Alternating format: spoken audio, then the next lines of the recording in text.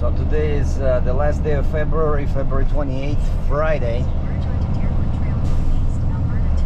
And the sun is getting up so much earlier now. And actually this is the first day when I was loading and the sky was already red.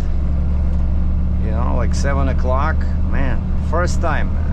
Usually it's all dark. I have to use my headlamp when I fill out paperwork inside the truck, but today was the first day when the sunrise pretty much coincided with the start of my work day. Yes. And as far as I'm concerned, March 1st is the spring. That's what I used to think when I was a kid before I moved to Canada, where nobody uses calendar seasons. But as far as calendar seasons go, March 1st is the first day of spring, and I stick to it. Now usually when I finish work, I go to the nearby street plaza and I start the Uber and Lyft apps and I see if I can make a couple of bucks.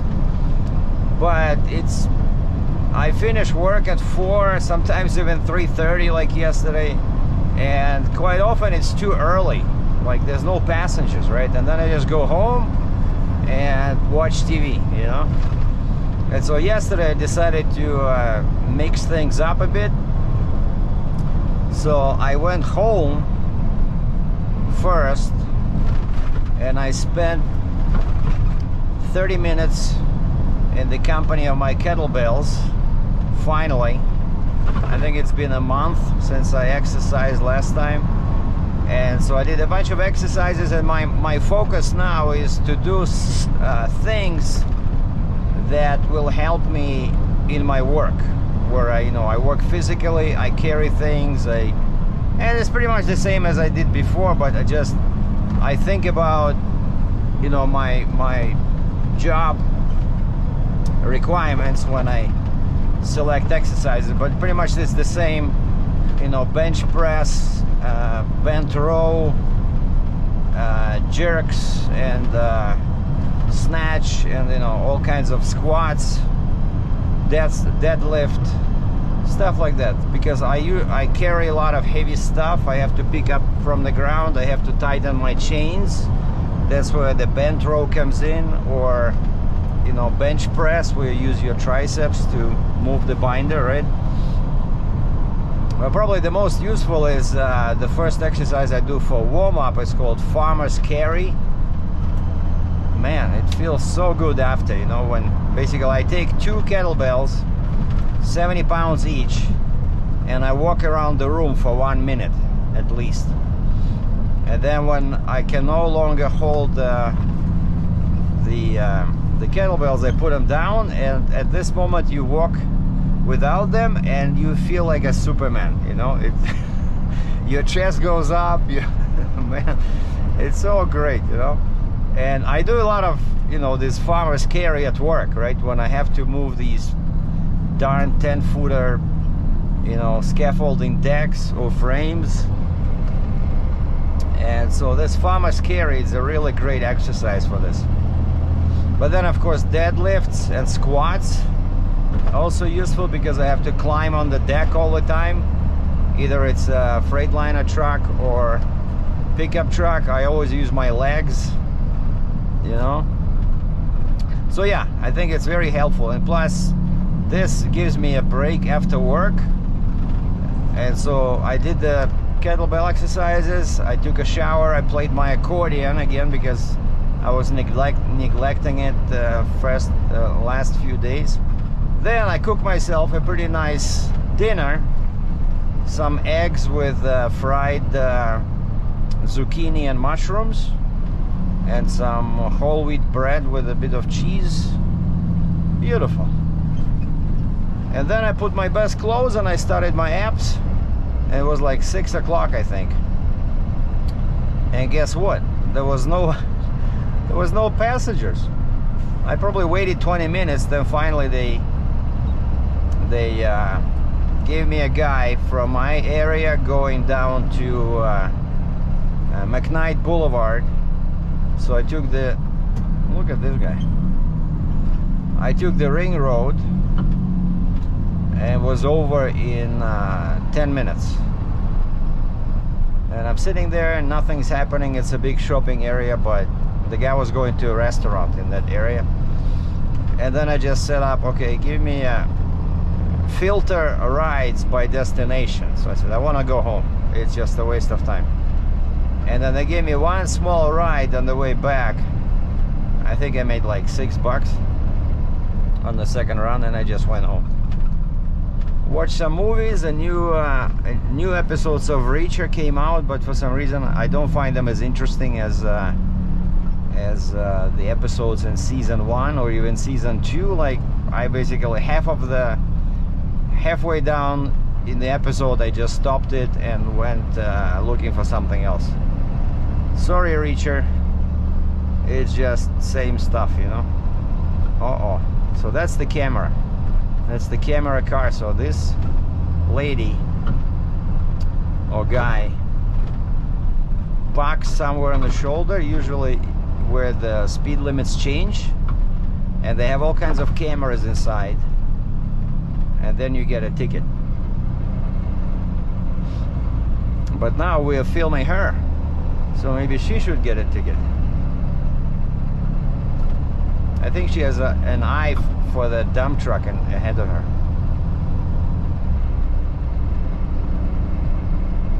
So today is also the payday. So Friday, the payday, February 28th. Usually it's a very good day. And I don't know if I mentioned this, but I got another booking for my Durango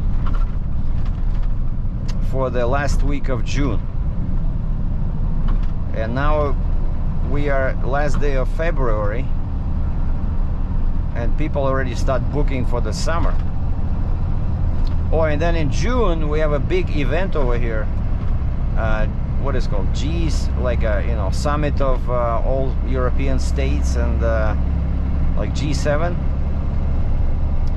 is gonna happen in Kananaskis, like a mountain resort not too far from here. It's gonna be only like 2 days.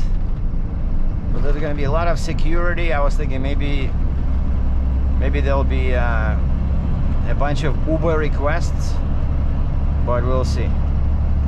My Durango is still out until March 5th with a current customer. I have no idea where he is, or if my guy is still here in North America, so we'll know for sure March 5th. But yeah, this guy has rented it for 3 weeks, which is a long time. So this is my first run of the day in the Freightliner. I'm carrying a small 19-footer scissor lift and a 18-footer super lift.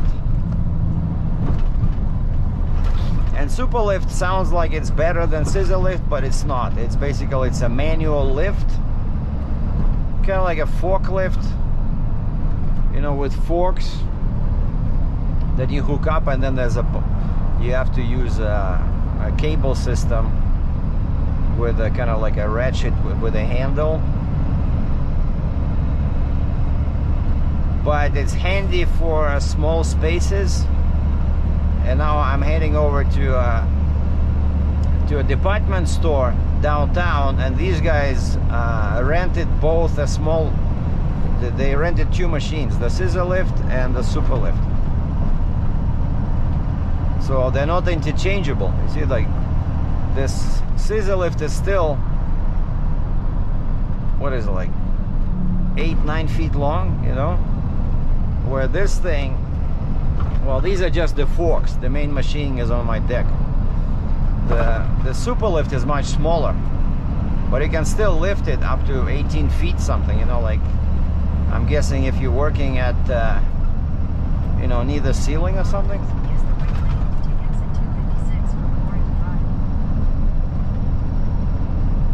So yeah, I'm going smack downtown, all right, into, but I know this is a Safeway. I know this Safeway, they have a big parking lot, and so I can just, hopefully this early in the morning, it's only what, like 7:30. There are not gonna be too many cars in there, and they want me to drop the scissor lift in the front and park it somewhere next to the entrance, but they want the super lift inside the main door. Well, at least there's no snow on the ground, because this super lift is pretty hard to push. It does not have, you know, its own power, so you have to push it. And the wheels are like this size, I don't know, 1.5 inches in diameter probably. Well, I'm kidding, they're probably, I don't know, 3 inches. But still, when there's snow and ice on the ground, that super lift is a bitch to push, you know. And I have a hook, my winch hook is connected to it, so once I take off the straps and I just recline my bed, I'll just winch it down, because it's pretty heavy. And I wanted to, I prepped my bike for the first ride. The tires were flat, so I pumped up the air, and I thought I would ride my bike today, but it was like -2 and I had no gloves. So today I'm gonna grab some gloves from my truck. I have a bunch of gloves here, and I have a warm hat, and I'm gonna try again Monday, because tomorrow Saturday I'm not working, so I'm doing a photo shoot at this furniture store. So I'll still do Uber, but when I come back I'm gonna check all my cameras, charge all the batteries, charge the flashes battery. So I have 2 batteries for each camera and 2 batteries for the flash. So, and the guy says the shoot will take anywhere between 2 and 3 hours. So I'm guessing he has a lot of items there, and he says it's dark inside. So we'll see, but that's why I'm bringing the flash. And I have not decided yet if I should bring my tripod or just the monopod. You know, tripod makes you look more professional, but it's heavy. But we'll see. Maybe maybe I'll just bring a monopod, because my camera has stabilization, so you can still keep it on when you're using the monopod. But if you're on a tripod, you have to turn the stabilization off, or it can make things worse.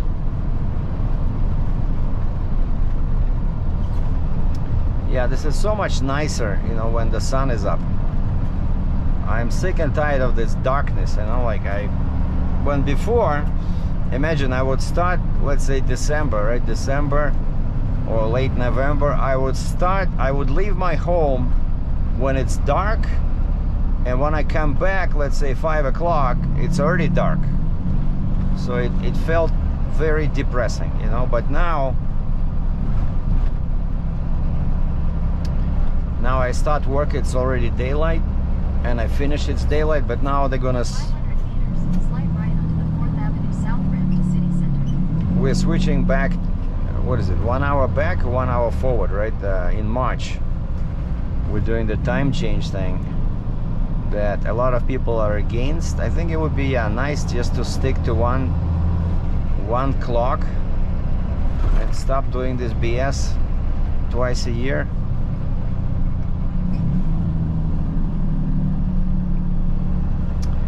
And they cannot seem to finish this 4th Avenue flyover. So of course the GPS is always sending me that way, but there's no trucks. There's still a sign there, no trucks, because it's a very narrow 1-lane bridge.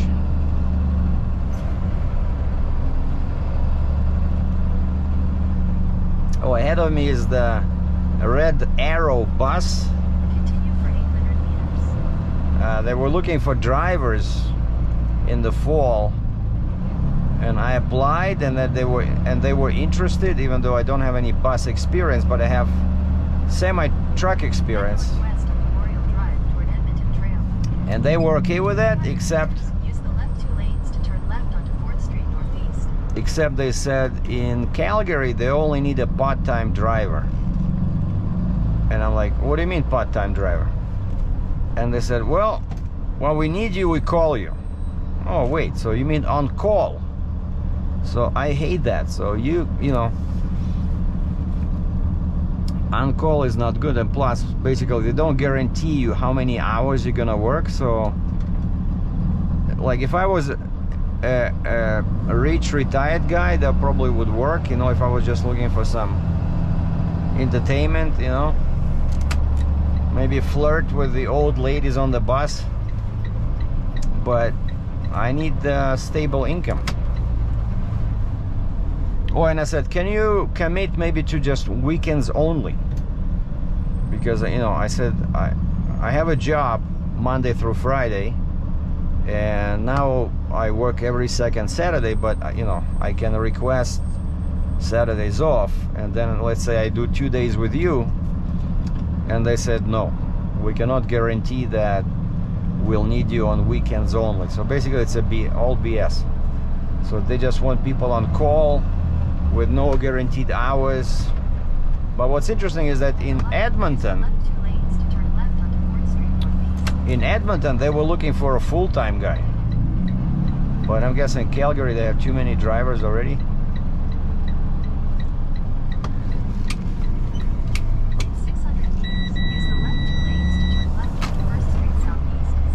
All right, we made it. We're crossing the Reconciliation Bridge. This is our Bow River. Still lots of ice in the water, no swimmers again. What the heck? I don't get lucky with swimmers for some reason. But we got lucky with the green light.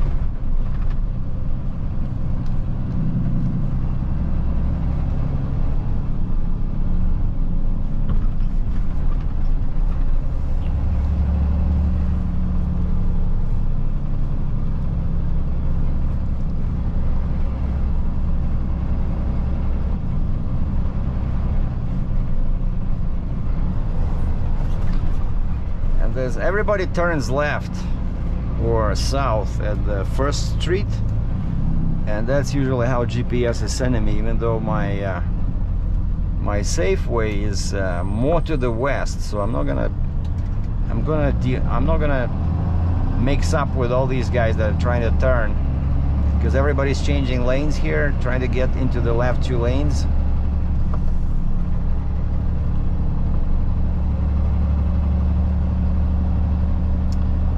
We'll turn south at the next one. So this is 4th Avenue. Use the left 2 lanes to turn left onto 1st Street Southeast. Request denied, Miss Google.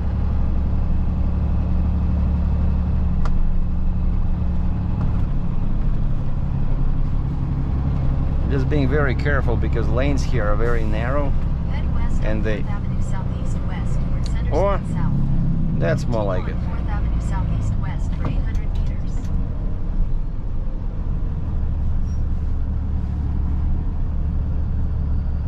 Oh, the guy in front of me has a Uber sticker on the back window. See, a lot of people actually doing it full time, but I don't think it's a good idea. Like, I make more money at this job, even though the rate is not that great, but I make more money than if I was doing Uber full day, because I don't pay for fuel, right? Plus we get bonuses now. Every month we get a performance bonus depending on how the company did with rentals.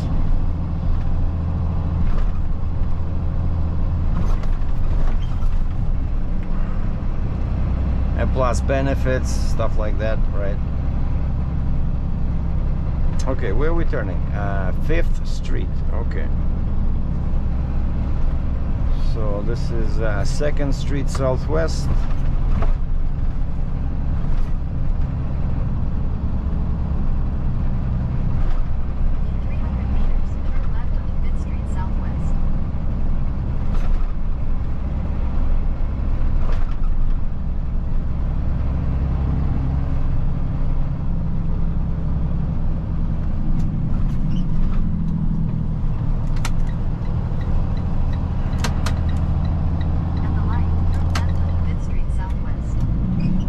Okay. We'll follow Google here.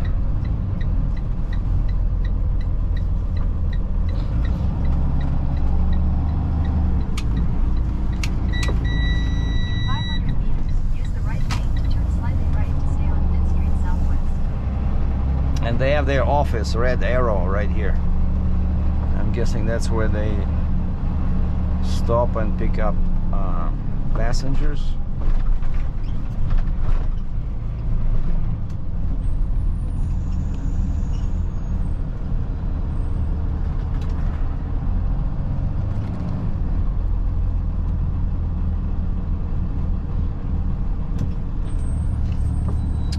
And we are in downtown. Yeah, it's not as bad as in Toronto. It's much smaller, and actually makes more sense because there's a lot of one-way streets or avenues. So streets go west to east and avenues go south to north, kind of like what they have in where, like New York or Chicago. A coffee shop to my left. People lined up for coffee. And this guy just wearing a jacket, a shirt and a jacket.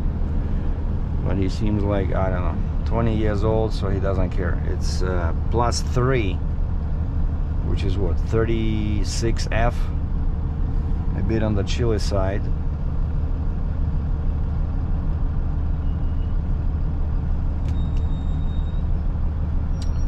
Okay, I'm turning after the second light.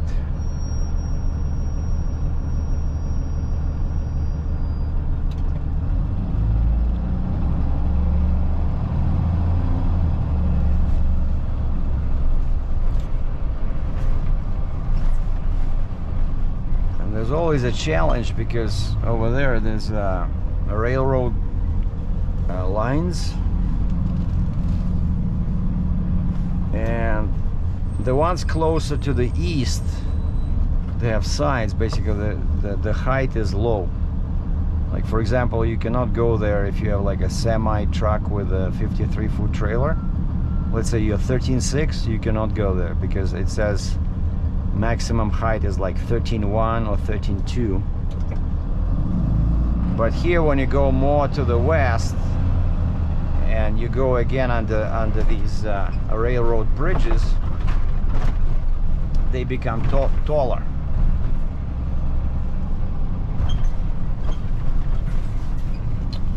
Man. Use the right lane to turn slightly right to stay on 5th Street Southwest.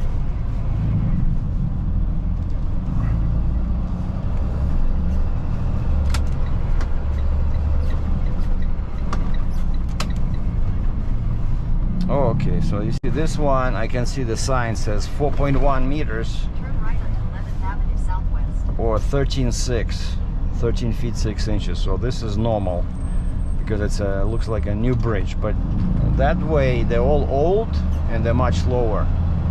And because I often carry, you know, all these scissor lifts, some of them are pretty tall, I have to pay attention.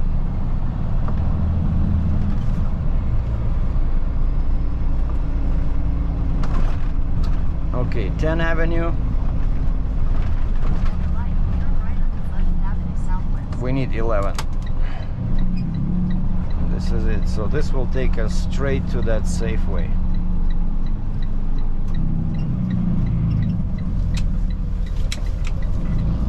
400 meters, turn left. Left. Ah, okay, it's gonna be on this side. So cool. So, but I've been there before. So we're just gonna find a way to turn into the parking lot.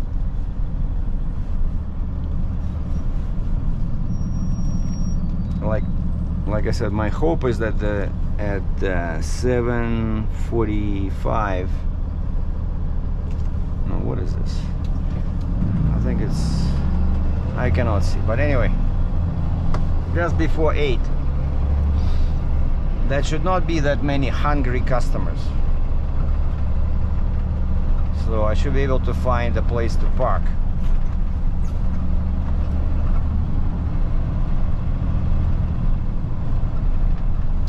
And there we have it on the left. Turn left. Yeah, this building is the store. And here's the parking lot. Oh yeah, looks good. Turn right. Probably I'll just go around, I don't know.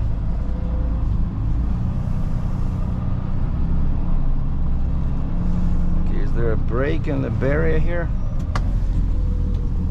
Okay.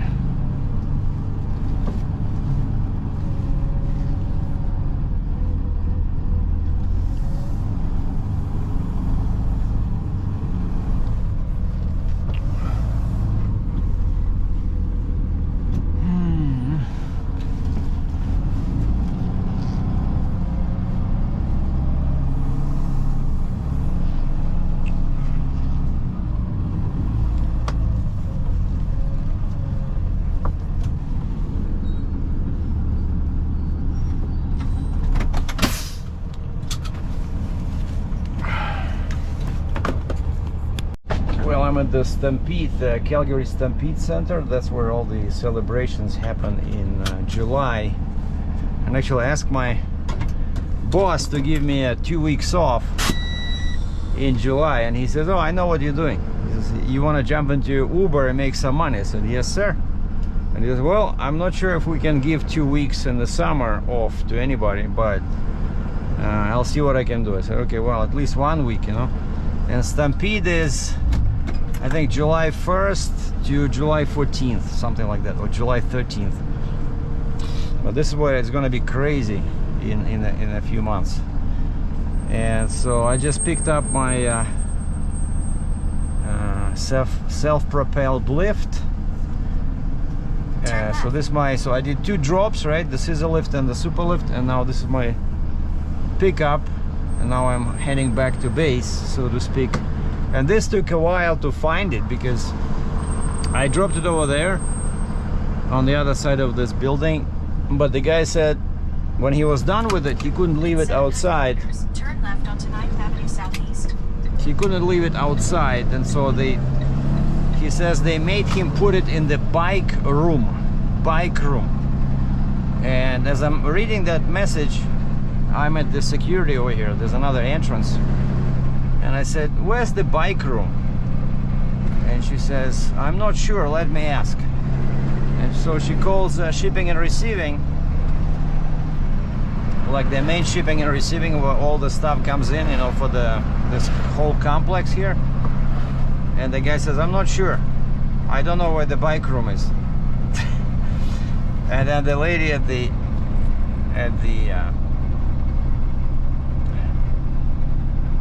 entrance says, okay, go to door 1. That's like the main security. They should know where it is.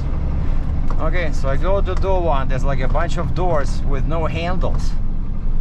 Like I'm getting really frustrated, you know, like I'm about to call the guy and say, how do I get in? There's no handles, you need a pass, you know. Turn left. But I see a big door, it says door 1. Okay, yeah, I see this is another new bridge, 4.5 meters. That's turn left onto 9th Avenue Southeast. That's like 14 feet. 3rd Street Southeast. See, these are good when you have a tall load, but the other ones over there can be dangerous. Okay, we're turning left here. Why cannot go straight? Oh yeah, if I go straight I'm gonna miss the bridge. Okay, yeah, I need to get to that bridge over there, Memorial Drive, to go east towards turn right onto 3rd Street Southeast. towards Deerfoot Trail. And again, because downtown has a bunch of one-way streets, you have to be very careful. Once I went into a street and I see, like, I just moved like a couple of meters, and okay, can I turn right on red? Yield opposing traffic on red. I think so. There's There's no signs that In prohibit. 400 meters, turn right onto 5th Avenue Southeast. So anyway, I went a couple of meters into the intersection when I see that all cars are parked facing me. You know, like cars on the side of the road are parked this way. And somebody starts waving their hands, and I'm like, holy moly, it's a one-way street.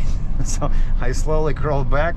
But you know, sometimes it's hard to see, especially when, like at night, with all these lights, people, you know, headlights. So yeah, this is the transit station, 7th Avenue.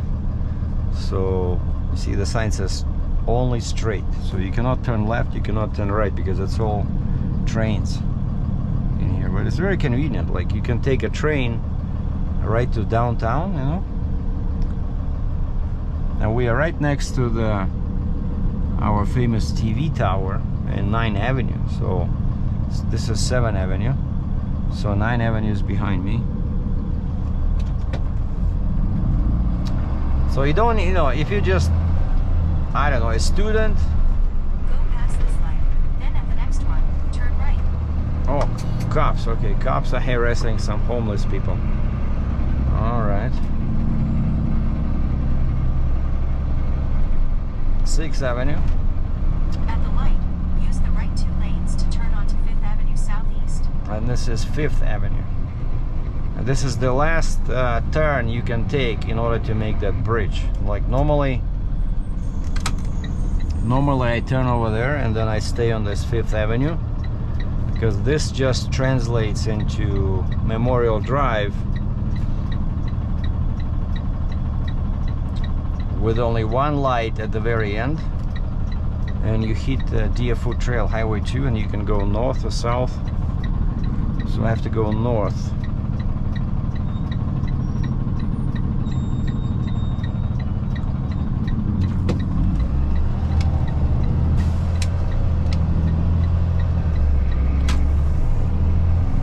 Use the right 2 lanes to keep right onto Memorial Drive East.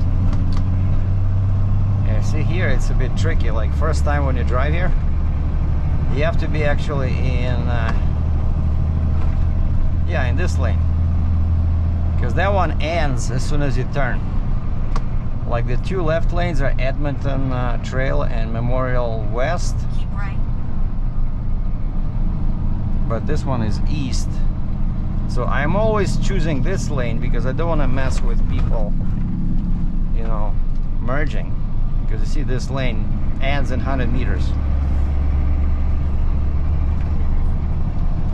In 2.3 kilometers, take a slight right turn to merge onto Highway 2. And this is it. This is a straight way to the highway, or the freeway as I call it.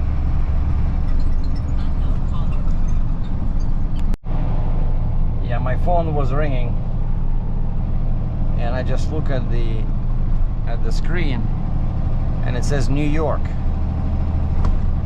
Like, who's calling me from New York, you know? Last time I was in US, it was 2 years ago, in 22, when I was doing my road trip from Buffalo, New York to Kalispell, Montana. But what happens, you know, people are still tracking my DOT numbers online, and I would get a message saying that, hey, your DOT number, Stay in the second lane from right. you're gonna get a fine up to $10,000 a day if you don't update your DOT number. What DOT number? Everything has been canceled or made inactive. Actually, I don't know if I told you guys the story with the second DOT number. When I was a freight broker, like for some reason, when I was a trucker, right, and I decided to cancel that DOT number for my Sergei Drachev heavy haul business. Go past this light, then use the right lane to take a slight right turn to When I merge looked onto into it, Highway 2 North. they said that canceling, or actually like, you know, deleting the DOT number, it's very difficult, and so it's much easier to make it inactive. And so you just fill out one of those MCS 150 forms and you say, you know, like an update, make it inactive, reason out of business, going out of business. Okay, so I did that, everything worked, nobody screamed at me, it was put inactive right away. But when I try to do that with the freight broker DOT, because that one is tied to the insurance, you know, the bond. And first the bond company contacted me. They said, it's time to renew your bond. You owe us, you know, like $975 US. And I said, well, I don't think I want to renew because I hardly make any money and I have another job now. And they said, okay, you owe us, I think it was $200. It's in the contract. Like when you want to cancel the bond, it's like, you know, they're bloodsuckers. Anyway, so I paid them $200. She sent me all the forms that I need to sign. I signed that, and then I did the same trick with MCS 150. I sent them, I said, out of business, please make this DOT inactive. Nothing happens, no acknowledgement from DOT, and then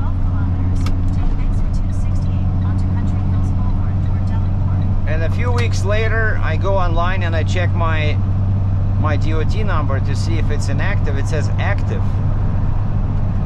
Like what? So I do another MCS, submit again, out of business, and I say second notice. Then I go check my mailbox.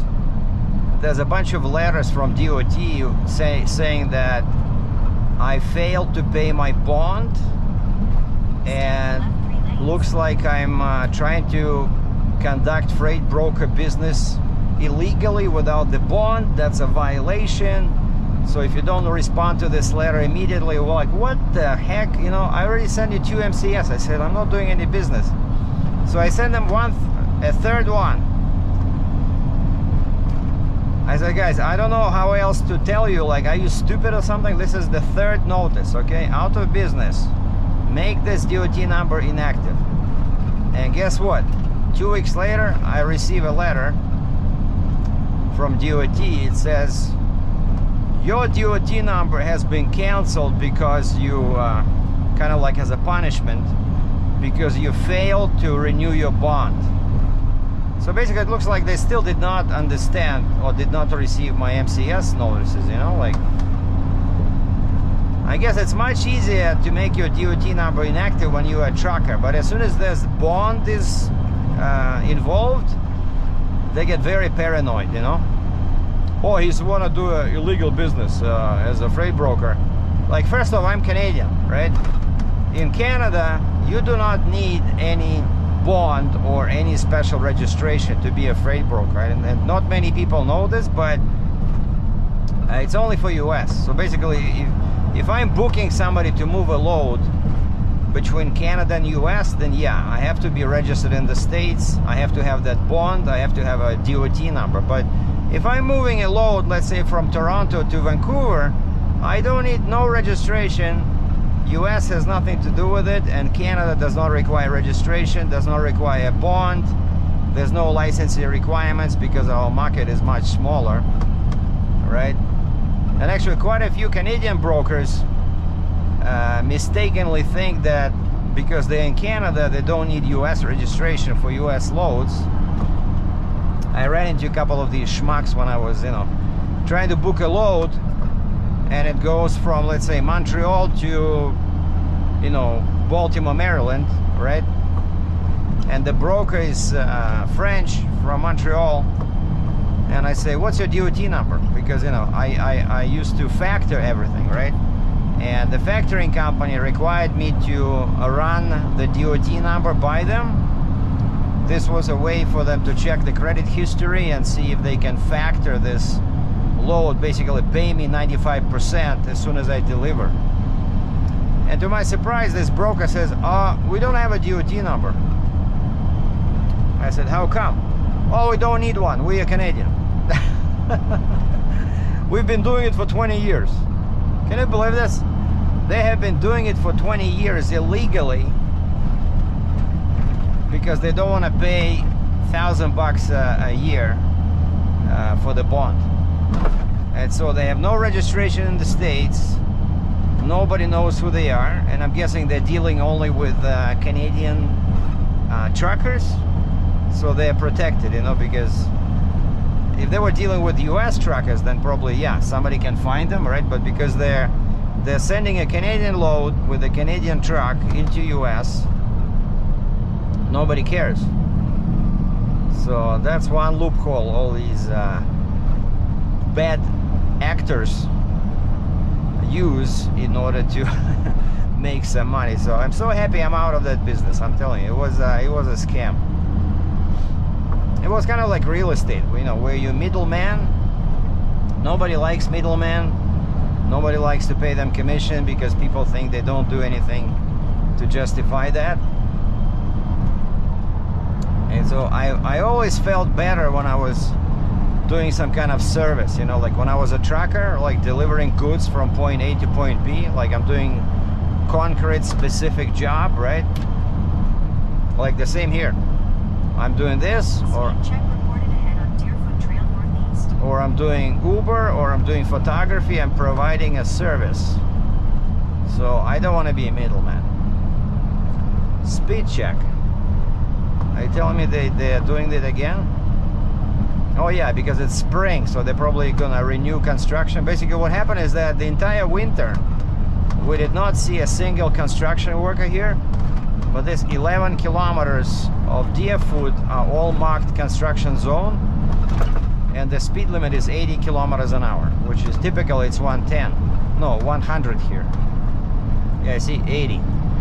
And so as soon as the construction workers disappeared, the police stopped enforcing the speed limit. But before, last spring and summer, when there were people working here in the middle, there were a bunch of cops, you know, like especially on unmarked vehicles, and there was that stupid speed camera vehicle, drive safe, usually parked on the road here. So I'm driving 80, forget it. But now they, yeah, they put these signs right before that bridge. There's the end of construction zone, and the speed limit changes to 100, and then a couple of 100 meters down it says 110. You see that red sign, end construction zone, and right after this red sign on the right and on the left there's 100 kilometers an hour. So we can push the throttle.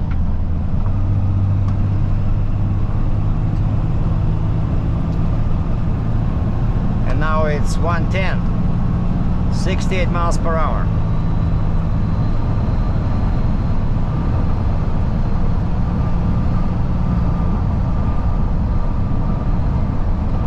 Holiday Inn, what's your hurry? Okay, I gotta take this lane because this one ends. And this was my first run of the day. If anything interesting happens after, I'll start filming again. Well, just after lunch, I thought I was going home because at one point my dispatch says we have nothing.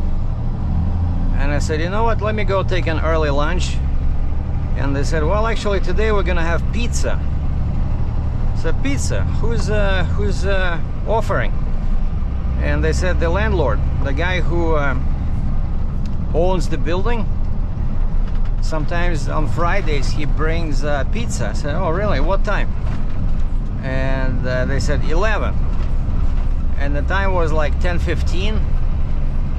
And I'm already hungry. I said, you know, plus I cannot eat cheese that has dairy. I can eat old cheese, but you know, I need to know what's in, right? So I cannot just eat pizza with cheese, but I can eat cheese as long as I can see the sticker, you know, where it says 0 carbs. If it has 0 carbs, I can eat it. If it has 1 gram, it gives me headaches, because then it has lactose, which is sugar, which is a carb. So no carbs, good for Captain Sergey.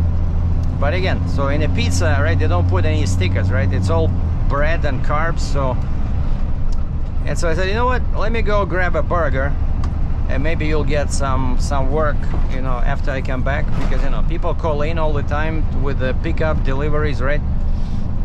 And so I get into my car, I drive over to Dairy Queen, and I have a triple burger with fries and a 0 Pepsi. A very healthy lunch. Well, almost. No cheese. And then I come back. They have a pickup for me nearby. Okay, I go pick up a big scissor lift, bring it back. And by this time, dispatch has a bunch of papers on the table, meaning there's work, there's deliveries, there's pickups. So he gives me a delivery notice, and now I'm carrying a forklift. They call it a warehouse forklift. You know, like a typical forklift. And I'm going pretty far. Well, not that far, but maybe like 25 clicks from the office to east side of Calgary. And then I'm coming back empty. And I was listening to my satellite radio. It's like amazing what happened today in the White House, right? There was a meeting between Zelensky and Trump, and they were shouting at each other, and now then there was commentary from all you know, like a former ambassador to Ukraine, like, and everybody says this was like awful for America, a very bad display of, oh, and the cameras were rolling, right? They were recording this. I did not watch the video. I was only able to listen to the audio. But yeah, this is bad. Looks like Ukraine will be left without American support, and they will have to grow tighter relationships with Europe. And since Europe now is also like US wants to abandon NATO, right? So people in Europe are saying we should make our own NATO, kind of like, you know, local version, and let the Ukraine in, and there'll be no US, just Ukraine and Europe.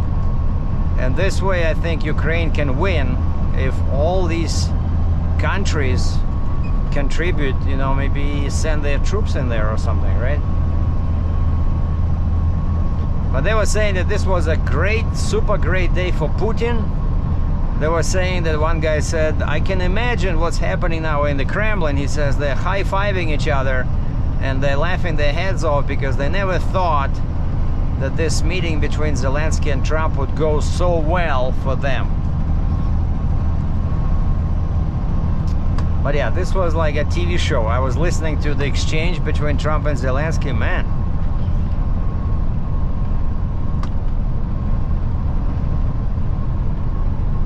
Let's just say it was a bit strange. Okay, so where are we going here? So yeah, I'm on Pagan Trail, going east.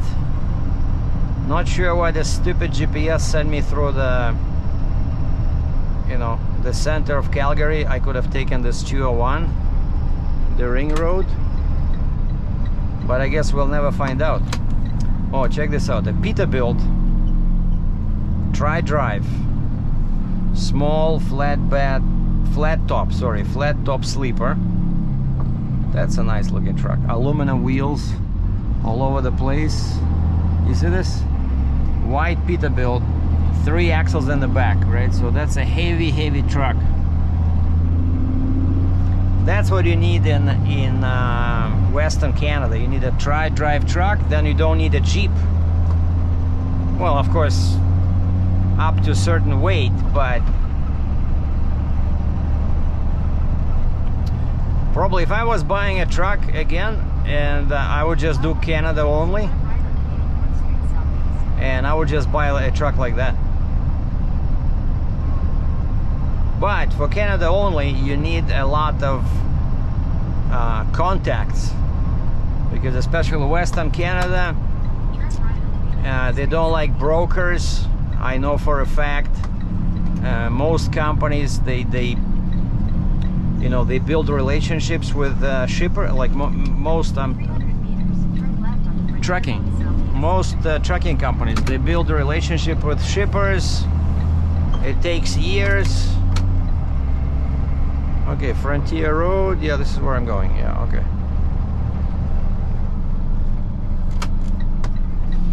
And so yeah, especially just Canada only, man. So there's Frontier Road Southeast. the load link is a piece of you know what, and they charge through the roof. In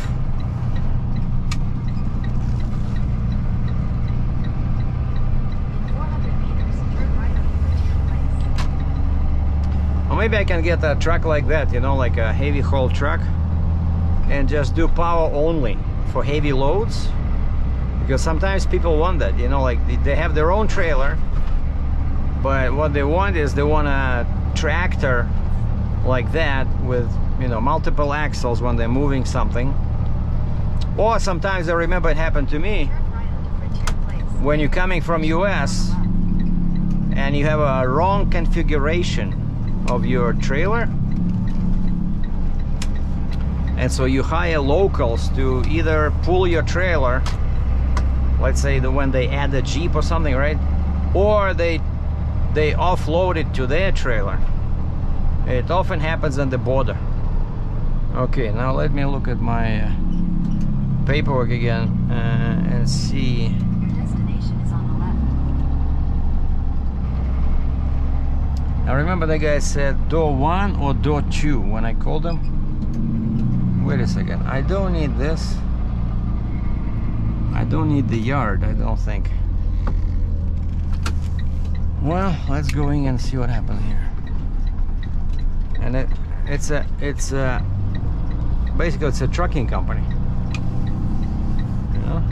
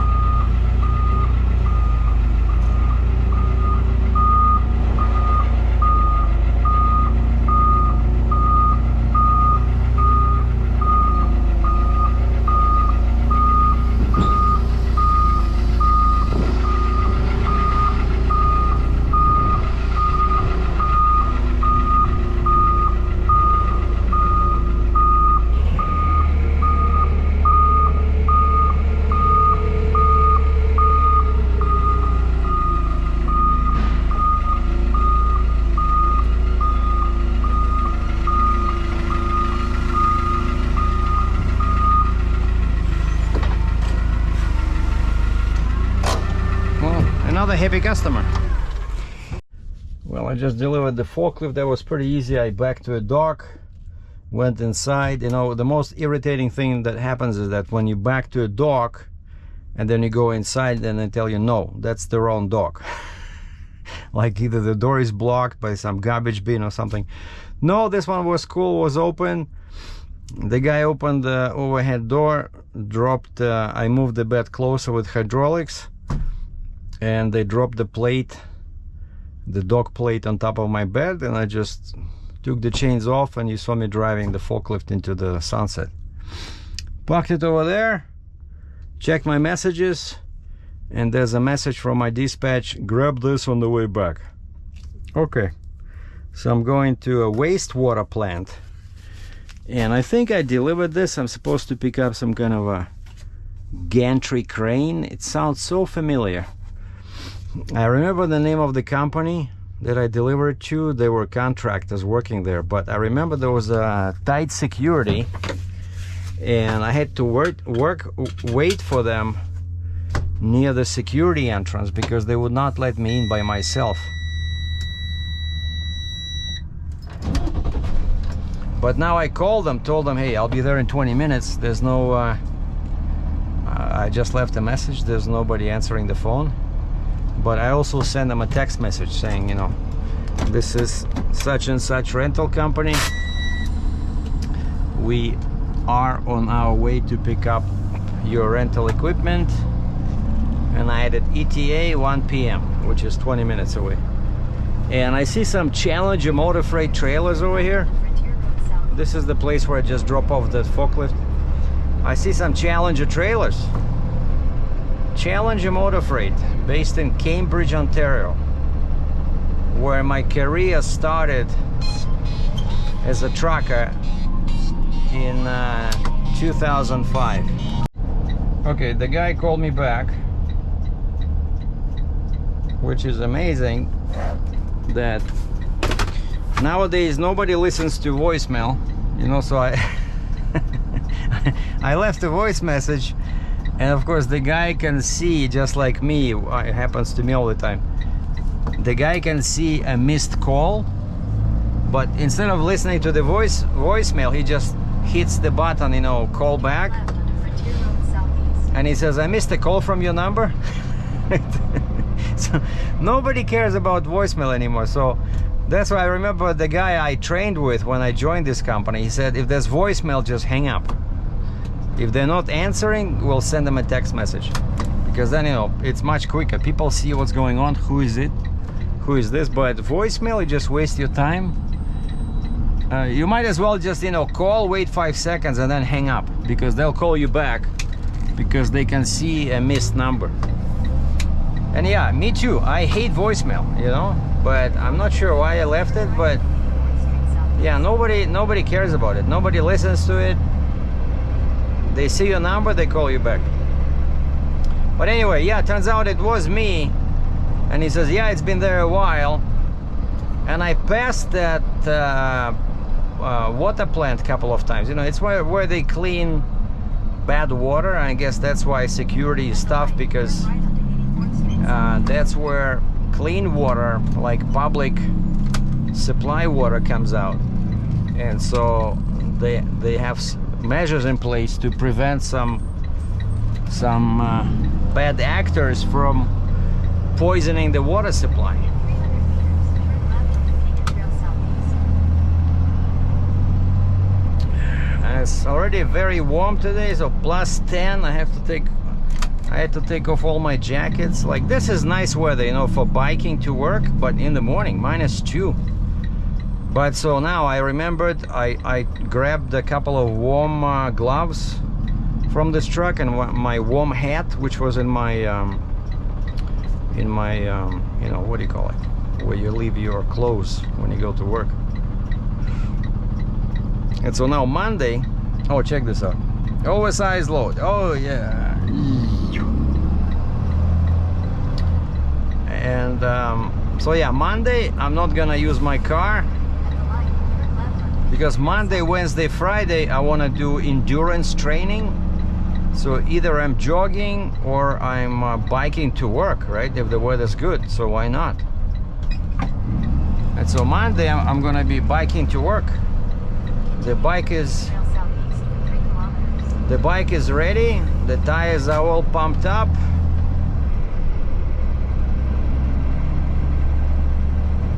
So yeah, heading over to that weird water treatment plant, because I remember whenever you pass that place in winter, there's always steam above water, because they have hot water there, I guess, and there's a bunch of birds in the water. Not sure what, there's fish in there, but I'm not sure what they're fishing. But there was so many birds, you know, like ducks mostly.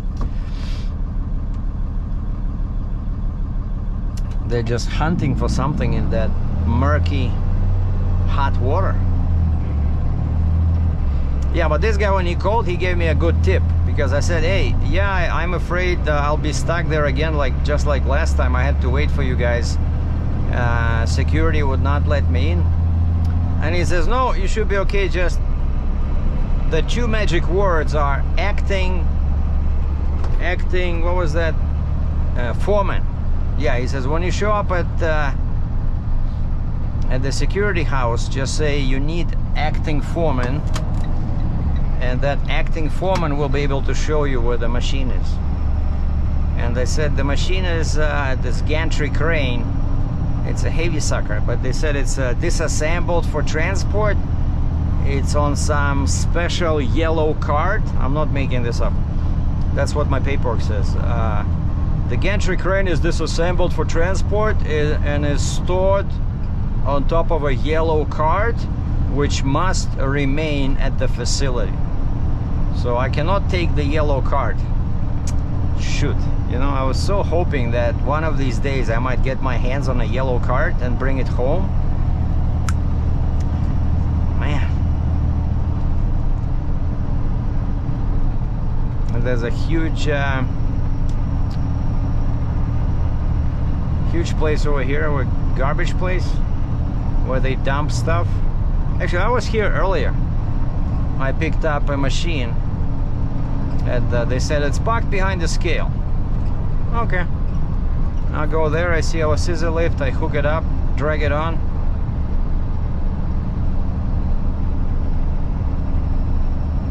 But this is a pagan trail and I can see mountains in the distance. Keep left to stay on Pagan Trail Southeast. So we're heading west, and over there that's downtown. Beautiful view, downtown and mountains. And that's what I try to capture, you know, like, and I cannot get lucky. Like I mentioned before, I found a spot where I can photograph, Stay on Pagan Trail Southeast. where I can take a picture of downtown looking west towards the mountains, and so that would create a magic picture, downtown with the mountains in the background, Southeast for 1.5 which are very far. But if you know how to take a great photo with a mild tele lens, and I just have 85mm, that compresses the distance. It brings the mountains, they look much closer than in real life, and so it should appear like downtown surrounded by mountains, which of course is not the case, because to get to mountains from here, when I go to public land to shoot, it takes me 1 hour. So it's about 100 kilometers before you get to the actual mountains.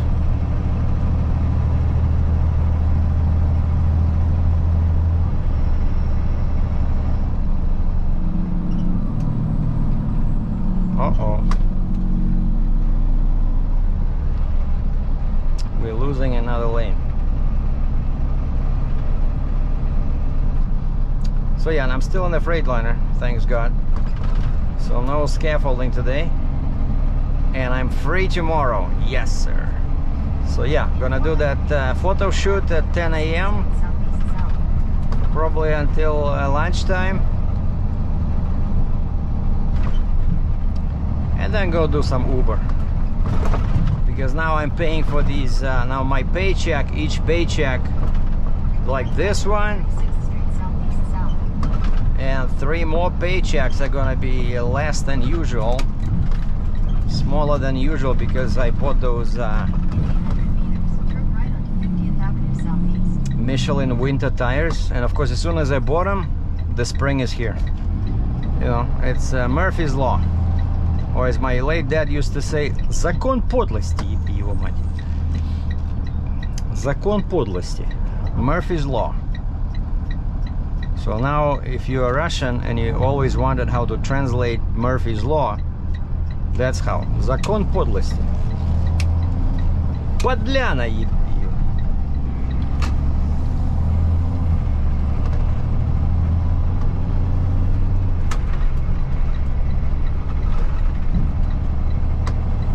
Yeah, when things can go wrong, they will always go wrong, right? You buy tires, you spend, what is it, like $1,400, and then the winter goes away. But March is often the worst month in Canada. Like, you have this, and everybody thinks, okay, the winter is gone.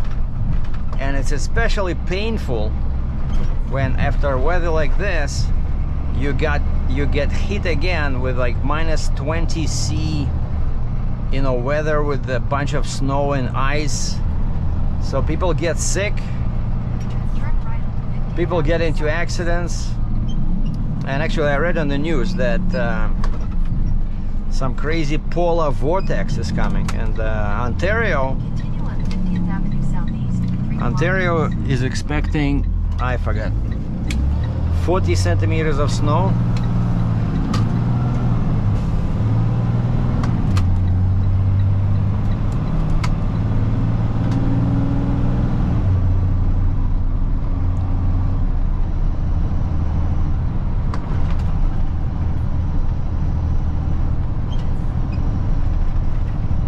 Okay, Western Star car hauler.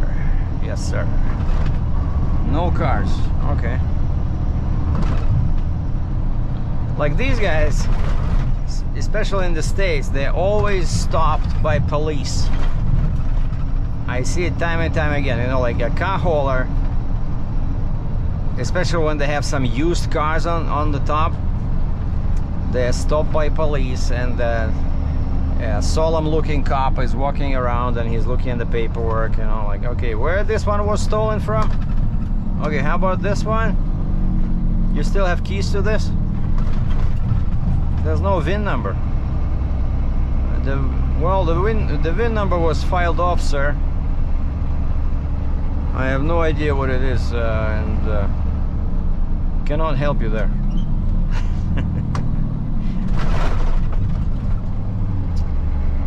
All right, where are we going?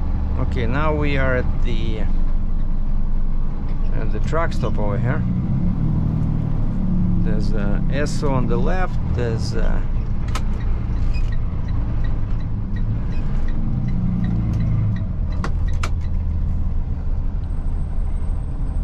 this is a great location for a bus stop. A bus just stops on the outside of the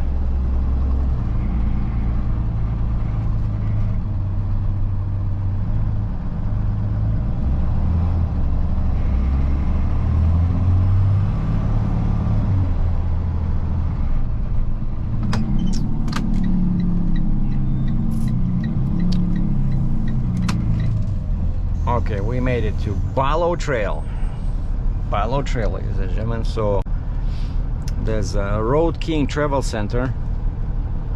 Remember that poor guy Umberto, when his truck burned down? That's when he was staying here. I took him here a couple of times in my car. I picked him up, and he had some kind of an argument with the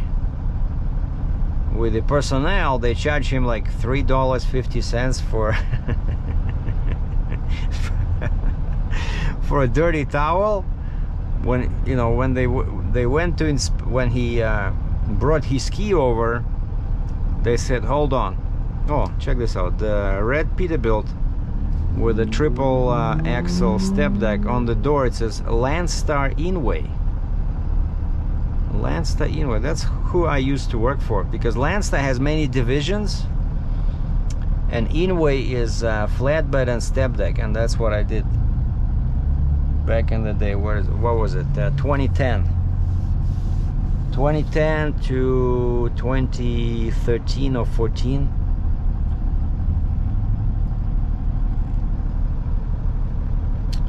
Yeah, those were interesting days. My first Kaufman orange RGN trailer, and as soon as I bought it, Landstar kicked me out. Oh, you stopped on the side of the road. That's a violation of our sitting duck policy. Wait, how is it a violation? You have a sitting duck policy. I'm a sitting duck. I'm totally in compliance with the sitting duck policy. Idiots.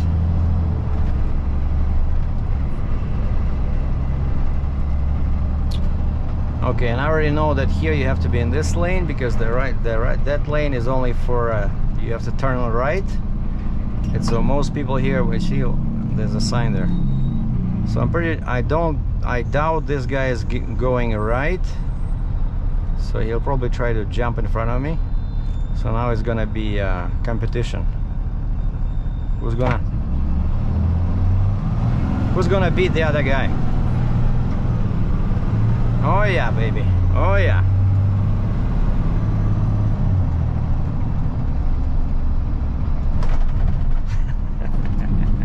No, I'm telling you, over there, every time it happens, like everybody goes on the right lane, while they know perfectly well you cannot be in that lane if you want to go straight, and then at the last moment they try to go left, and it's a mess. It's potential accidents over there. Yeah, I see that's downtown. Those are mountains, so we're going west.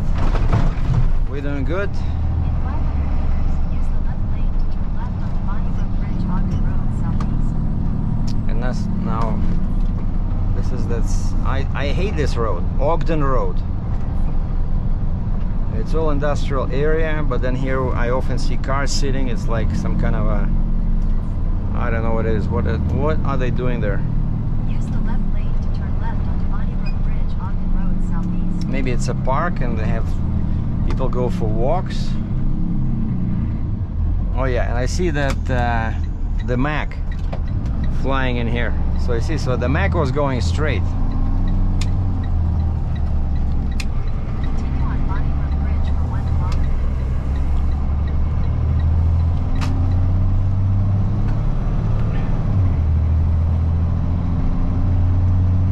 Okay, the plan is to reach 60 clicks an hour so that he can pass me and get a ticket for speeding. No, he's not passing, son of a gun. Okay, I have a feeling I'm getting close to that water treatment plant.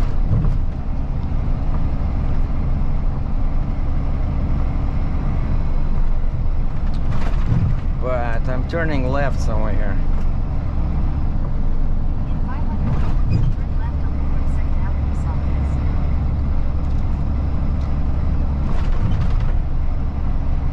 We're crossing the river, Bow River. And I think here I'm turning left, yeah. At the light, turn left on 42nd Avenue southeast.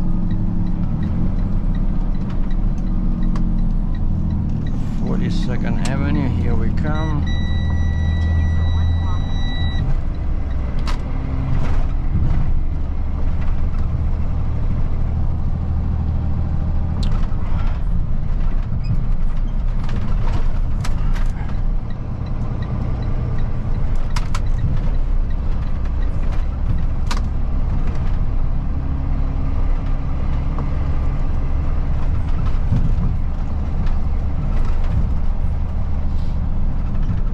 But one thing I wanted to mention, I've been thinking about this, that compared to Ontario, roads in Calgary are awful.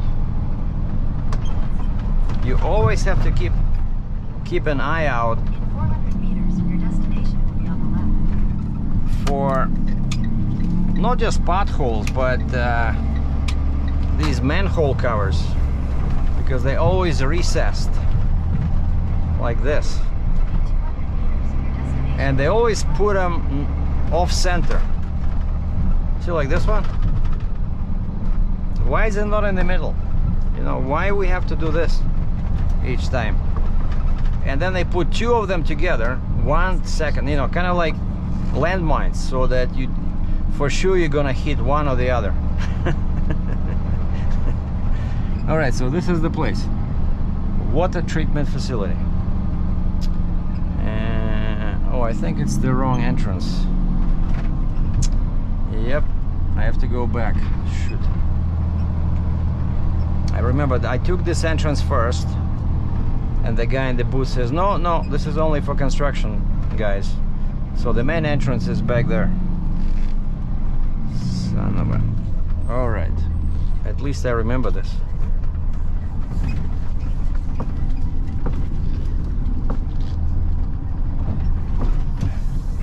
Because see, GPS is sending you here,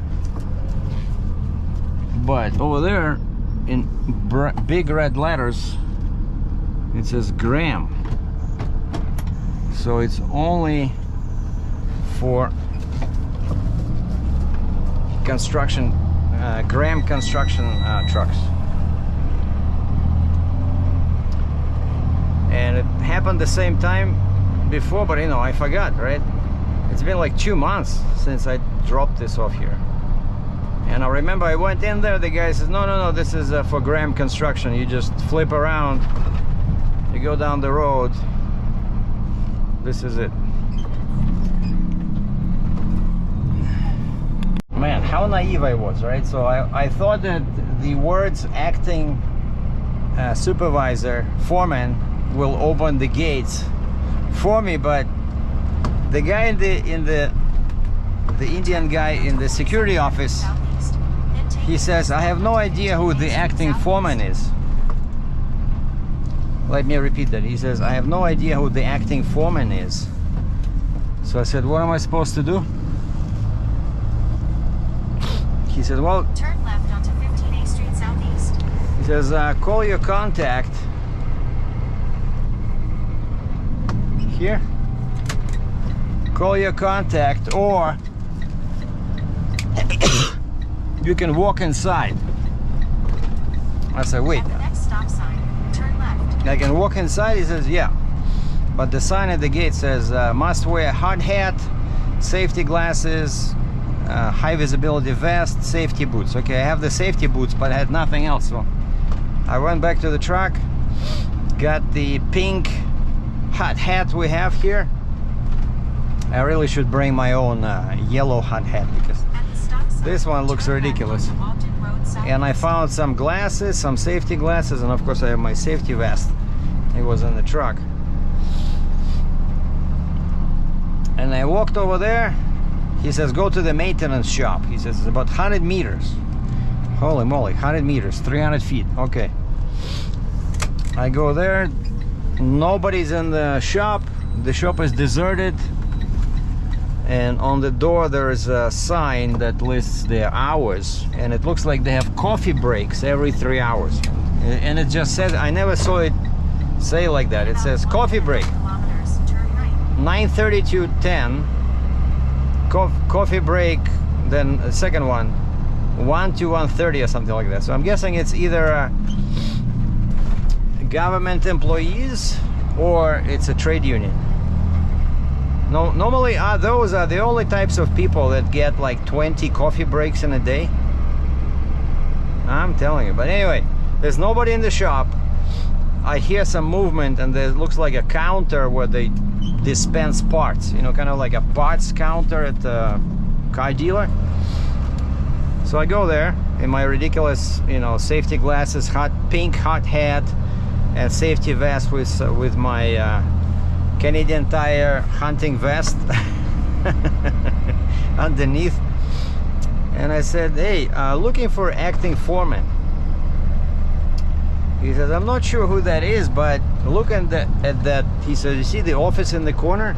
In 1 kilometer, turn right. And it says foreman on top of it. I said, bingo. He says, yeah, if there's anybody in that office, that's your best bet. Okay, so I go there. There's like 2 or 3 important looking guys sitting there in chairs. So I explained the situation, that I'm from a rental equipment company trying to pick up our gantry crane, and I said, I know it's sitting at RAS, no idea what that means, but RAS pump house number 2. And there was some grunt in there, like a worker, so they tell him to go escort me. And so he escorts me. I recognize the location. That's where I dropped it. I think it's like 2 months ago. I remember it was very cold, and it's like, it's big, you know, it's 2 triangular pieces and then 1 mast, and they're pretty, Turn right. Then turn right onto Blackfoot Trail. and they're pretty heavy. And so thankfully this guy helped me to load them on the deck. So I put a bunch of straps on them. I put 1 chain, so I have three straps, 1 chain. Onto Blackfoot Trail. And then I dragged out my winch cable for good measure, and I put it on top and hooked it in the very back of the bed. So I think we're good. But again, like I always say, you're always in a good position when you have more than 1 piece, right, as a trucker. So if you have just 1 piece, you can probably see it in the mirror there, that silver thing with wheels. It's kind of like a walking mini crane. So yeah, when you have more than 1 piece, you're always in a good position, because if you lose 1 piece, Left to merge onto Highway 2 North. you still have, in my case, 2 more.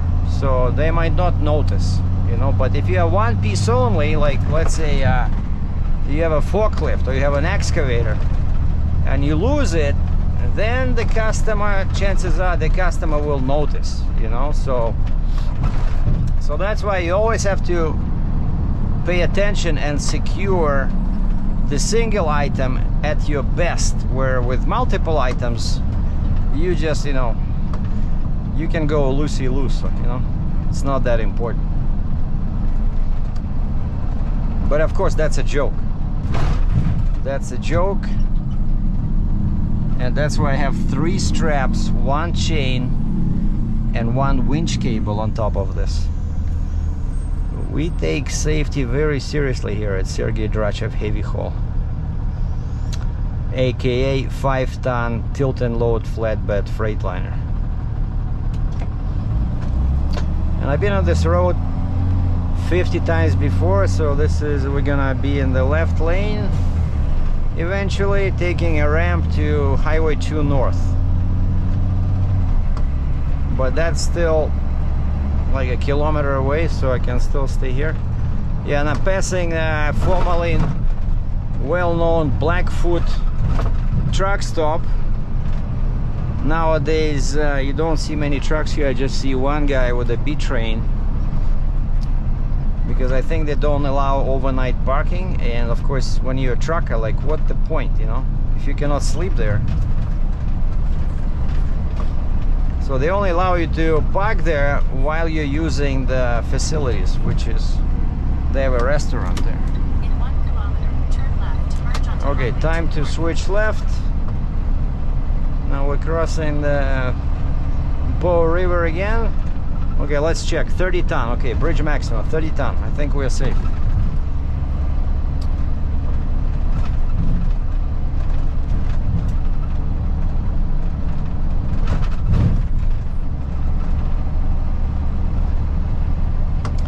And by the time I get back to base, it's gonna be 2 p.m. So I wonder if they'll have anything for me after that. If not, Go past this light, then at the next one, turn left. if not, I'll go and do Uber.